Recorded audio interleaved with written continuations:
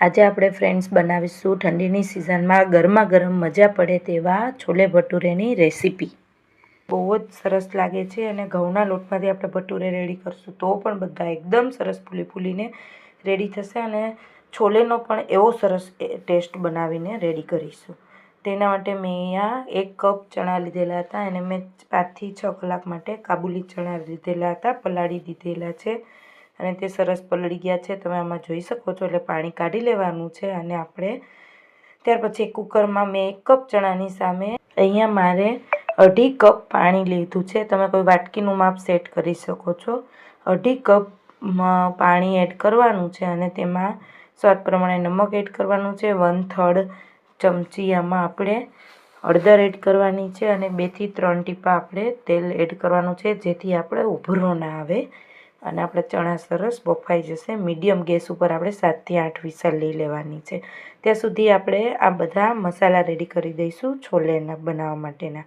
તેના માટે મેં અહીંયા 1 કપ ડુંગળી લીધેલી છે, 1 કપ ટમેટાં લીધેલા છે અને ત્યાર પછી મેં મરચું પાવડર છે 2 મોટી ચમચી, 1.5 ચમચી ધાણા જીરું પાવડર છે, થોડા સૂકા મસાલા લીધેલા છે, એમાં 2 એલચી છે, 1 એલચો છે, 2 લવિંગ છે, 1 તજ છે અને ત્યાર પછી 1/4 ટીસ્પૂન ગરમ મસાલો લીધેલો છે અને સ્વાદ પ્રમાણે નમક લીધેલું છે, હિંગ લીધેલા છે 1/3 ચમચી। ત્યાર પછી એમાં આપણે આદુ લસણની પેસ્ટ લીધેલી છે 1 મોટી ચમચી જોડે કરી પત્તા સાથે। ત્યાર પછી મેં આ ચણા આપણા સરસ 7-8 સીટી વાગી ગઈ મીડિયમ ગેસ ઉપર, પછી એકદમ સરસ આપણે દબાવતા એકદમ સરસ તૂટી જાય એવા ચણા આપણે સરસ બાફી લેવાના છે। અહીંયા મારા બફાઈને રેડી થઈ ગયા છે, હવે આપણે તેનો વઘાર કરીશું। એમાં મેં 5 મોટી ચમચી તેલ કઢાઈમાં ગરમ કરવા રાખી દીધું છે, તે ગરમ થઈ જાય એટલે એમાં આખું જીરું એડ કરવાનું છે, હળદર હિંગ એડ કરવાના છે, ત્યાર પછી મેં થોડા સૂકા મસાલા લીધેલા છે, 2 લવિંગ, 1 તજ, 1 એલચો અને 2 એલચી એડ કરવાના છે, તે થોડા સતળાય એટલે 2 સૂકા લાલ મરચાં, 1 તેજપત્તું એડ કરવાનું છે।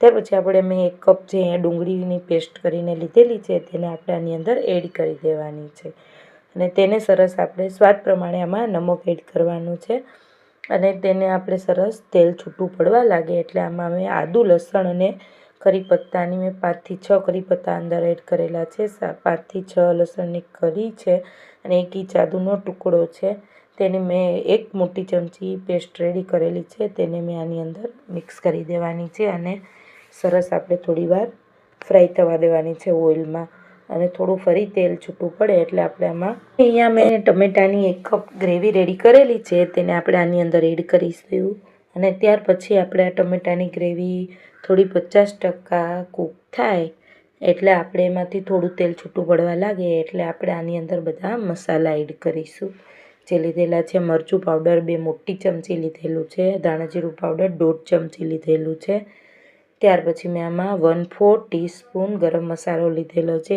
તેને મેં મિક્સ કરેલો છે, આની અંદર એડ કરીને આપણે બધા જ મસાલા સરસ આપણે આ ગ્રેવી જોડે મિક્સ કરી દેવાના છે અને આપણે એને થોડીવાર કૂક થવા દેવાના છે। થોડીવાર આપણા મસાલા કૂક થાય ત્યાર પછી તમે જોઈ શકો છો કે હવે એકદમ સરસ ખુશ્બુ આવે છે અંદરથી અને મારા મસાલા સરસ મિક્સ થઈ ગયા છે ગ્રેવી જોડે। હવે આપણે જે ચણા બાફેલા છે તેનું પાણી આપણે અલગ કરી લેવાનું છે અને ચણા અલગ કરી લેવાના છે અને પહેલાં આપણે આની અંદર ચણા એડ કરવાના છે બાફેલા અને આપણે સરસ મિક્સ કરી લેવાના છે।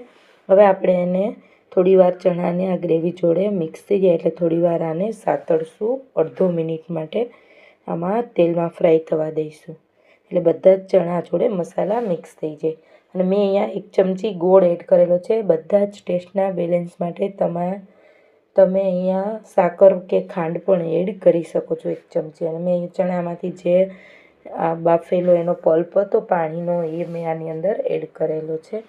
હવે આપણે અહીંયા અડધો કપ ગરમ પાણી એડ કરવાનું છે રસા માટે અને હવે આપણી આ સબ્જી અહીંયા ઓલમોસ્ટ રેડી થવા એવી છે। હવે આપણે થોડીવાર તેલ છૂટું પડે એટલી વાર આપણે કૂક થવા દઈશું અને સરસ આપણો રસો મીડિયમ બની જાય।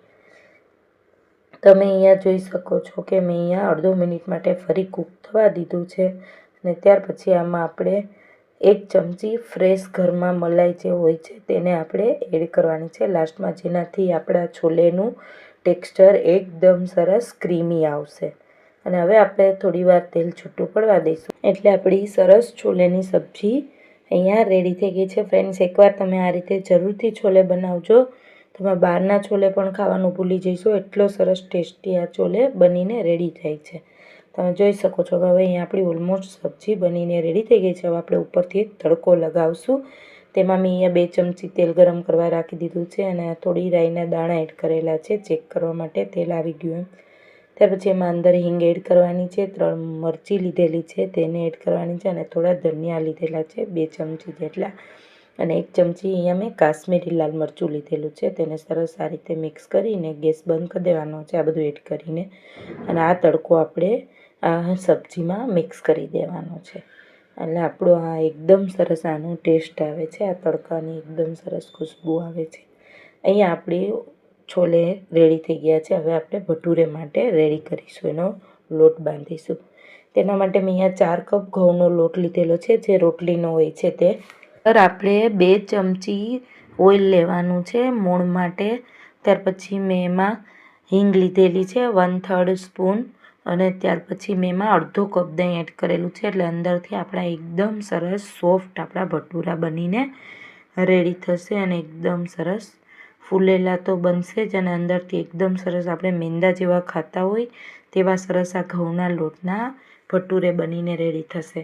અને આમાં કોઈ આપણે ઈનો કે કોઈ સોડા આપણે યુઝ કરવાનો નથી, તો પણ એકદમ સરસ આપણા ઘઉંના લોટના ભટુરે બનીને રેડી થશે. હવે અહીંયા મેં પાણી લીધેલું છે 4 કપ સામે 2 કપમાં થોડું પાણી બચે, 2 થી 3 ચમચી તેટલું પાણી મારે અહીંયા યુઝ થયું છે, અને મેં લોટ બાંધેલો છે સરસ ભટુરેનો.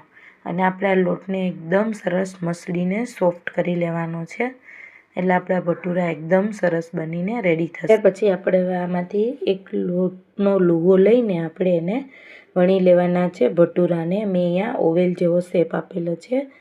આ રીતે મેં ભટુરાને બહુ જાડું નહીં અને પાતળું નહીં તે રીતે આપણે વણી લેવાનું છે. અને આ આપણે રેડી કરીએ વણીને ત્યાં સુધી મેં અહીંયા એક ગેસ ઉપર એક કઢાઈમાં તેલ ગરમ કરવા રાખી દીધું છે ફ્રાય કરવા માટે.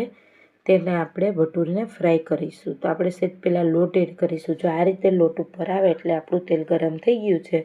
હવે આપણે આની અંદર ભટુરેને ફ્રાય કરી લઈશું.